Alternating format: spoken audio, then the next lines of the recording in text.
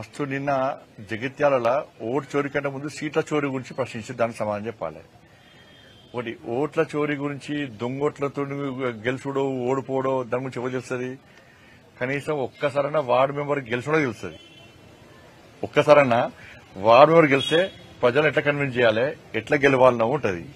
నేను 1995 ఎన్ని సంవత్సరాలు ఇప్పటికీ 30 సంవత్సరాల నుంచి నేను ప్రజాప్రతినిధి. 30 సంవత్సరాల నుంచి నేను కంటిన్యూస్ గా ప్రజాప్రతినిధి. ఒక్కసారి కూడా వార్డు మెంబర్ గెలిచిన వాళ్లకు ఓట్ల చోటు నుంచి ఏం తెలుస్తుంది?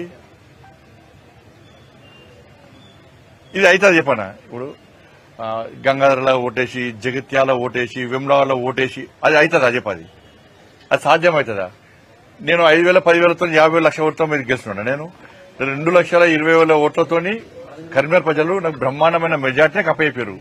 కాబట్టి ఓట్లు వేసిన ప్రజలను దొంగోట్లంటే ఇది కరీంనగర్ పార్లమెంట్ నియోజకవర్గ ప్రజలతో పాటు ఈ 8 నియోజకవర్గాల పార్లమెంటు నియోజకవర్గాల్లో ఆ ఓటర్లను అవమానించినట్ట కాదా?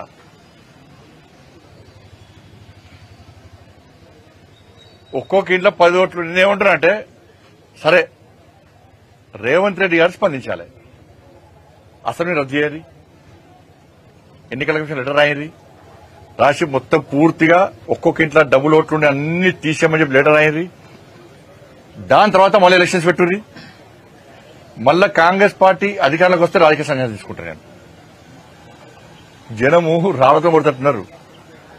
2,500 ఇవి మహిళలకు ఇస్తాయి, 40 రూపాయల పెన్షన్లు ఇవి, 40 రూపాయల నిరుద్యోగ వృత్తి, అది 2 లక్షల ప్రభుత్వ ఉద్యోగాలు ఇవి, తులం బంగారం ఏది, స్కూటీలు ఏవి, మా డిఏలేవి, ఫీజు రియంబర్స్మెంట్ ఏది, ఆరోగ్యశ్రీ బకాయిలేవి, 12 రైతు కుళ్ళకేవి, ఇంకా 22 లక్షల మందికి రైతు భరోసా ఏది,